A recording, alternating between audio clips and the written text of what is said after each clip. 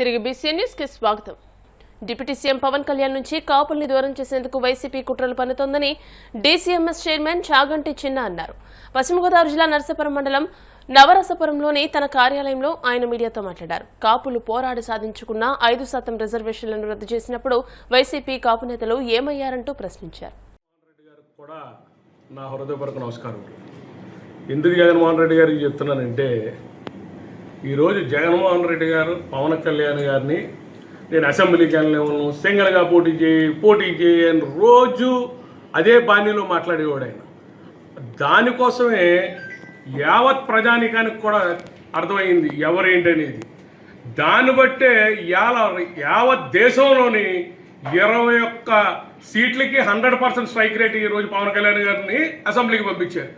నేను assembly gate కూడా దాటినామన్నా చెప్పిన జగన్మోహన్ రెడ్డి ఇవాళ అసెంబ్లీలో అడుగుపెట్టే పరిస్థితి లేకుండా పోయింది. మీరు అది గ్రహించాలి. కర్మ ఎవరిని వదిలిపెట్టదు. జగన్మోహన్ రెడ్డి గారు మీరు చేసుకున్న కర్మ మిమ్మల్ని తినేస్తుంది. పవన్ కళ్యాణ్ గారిని టార్గెట్ చేసి ఎప్పుడు పవన్ కళ్యాణ్ గారిని పడే ఇక నేను చెప్పవసరం లేదు ఆ విషయం. అలాగే ఉంటున్నారు కాబట్టి అందుకోసం మీరు ఈరోజు అసెంబ్లీలో 11 స్థానాలు ఉన్నప్పటికీ ఈరోజు అసెంబ్లీలో కూర్చోకుండా పరిస్థితికి వచ్చేసారు. మీరు వెళ్తా కూడా జడిసే పరిస్థితి వచ్చింది. అదేవిధంగా మొన్న కాకినాడలో ఢిల్లీలో మా పవన్ కళ్యాణ్ గారు వన్ నేషన్ అని చెప్పేసి దేశం మనదరా అనే భావంతో అక్కడ ఆ రోజున మీటింగ్ పెట్టడం జరిగింది. అది జరిగిన తర్వాత ముందుగానే ప్లాన్ చేసుకున్న ప్రకారం కాకినాడలో మాటా మంచి అంటే జనాల నుంచి అసలు ఏం సమస్యలు ఉన్నాయని తెలుసుకుందామని మీటింగ్ పెడితే దాన్ని ఎద్దావా పెట్టడానికి సో కాల్డ్ కాపు నాయకులు అందరినీ కూడా ఒక దిక్కునికి చేర్చి కాపులకి ఏదో మొన్న పెద్ద మనిషి మాట్లాడాడు కాపుల నుంచి, నేను పేరు చెప్పదలుచుకోలేదు అనవసరం. ఆయన కూడా ఆ కాపు నాయకులందరూ కూడా ఏదో కాపులకి పవన్ కళ్యాణ్ గారు ఏదో అన్యాయం చేసేసాడు, ఏదో అన్యాయం జరిగిపోతుంది. నేను అడిగేది ఒక్కటే, ఏంటి మీకు చేసిన అన్యాయం?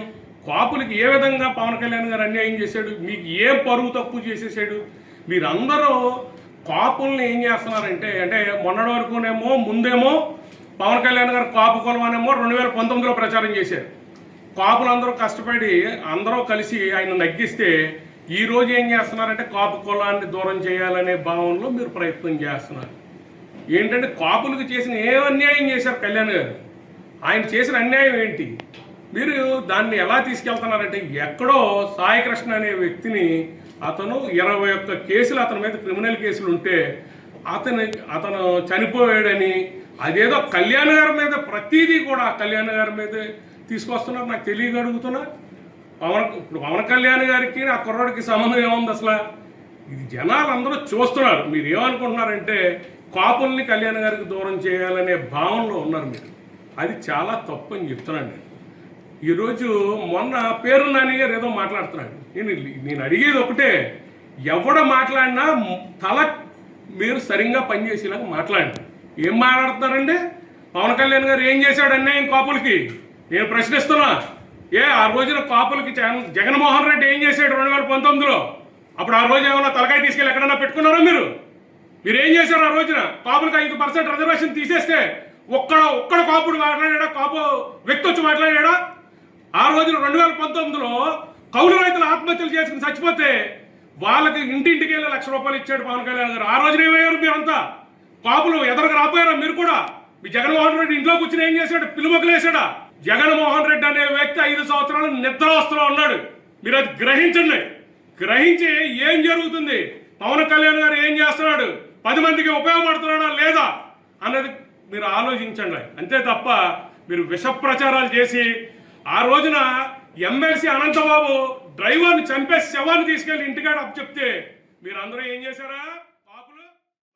మన తెలుగు చలనచిత్ర పరిశ్రమకు జాతీయ స్థాయిలో మరోసారి గర్వించదగ్గ గౌరవం దక్కింది. దేశ రాజధాని ఢిల్లీలోని రాష్ట్రపతి భవన్ వేదికగా పద్మ పురస్కారాల 2వ విడత ప్రధానోత్సవ కార్యక్రమం అత్యంత వైభవంగా జరిగింది.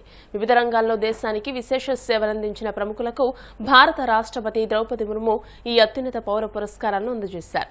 నటకిరీటి రాజేంద్ర ప్రసాద్, మురళీమోహన్, మమ్ముట్టి, మాధవన్, భారత క్రికెట్ మాజీ captain star batter Rohit Sharma రాష్ట్రపతి ద్రౌపది ముర్ము చేతుల మీదుగా పద్మశ్రీ పురస్కారాన్ని స్వీకరించారు.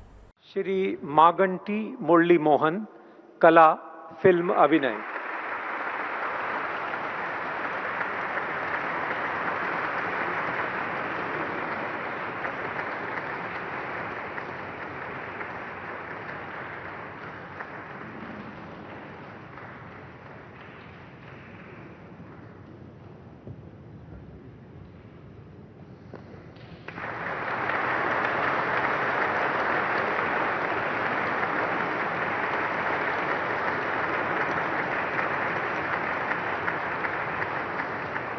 श्री गद्दे बाबू राजेंद्र प्रसाद, कला अभिनय।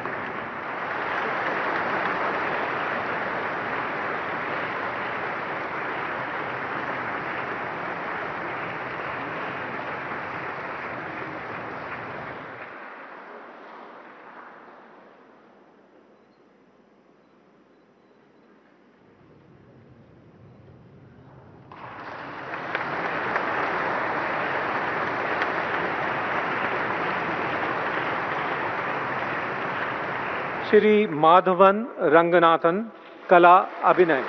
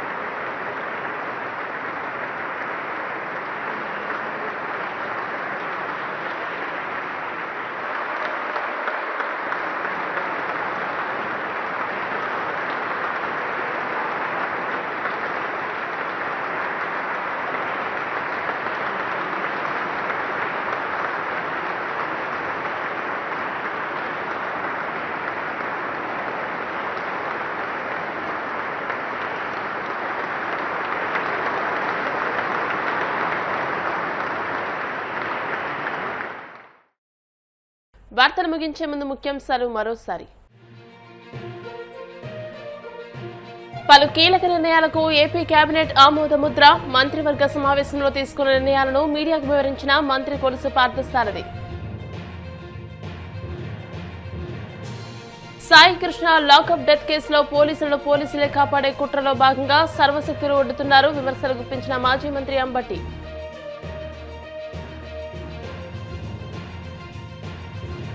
వాడపల్లి వెంకన్నాలయంలో ప్రత్యేక పూజలు, మంగళ వాయిద్యాల నమ శ్రీ స్వామి అమ్మవార్లకు మేలుకొల్పే సేవ, ఐశ్వర్యలక్ష్మి హోమం.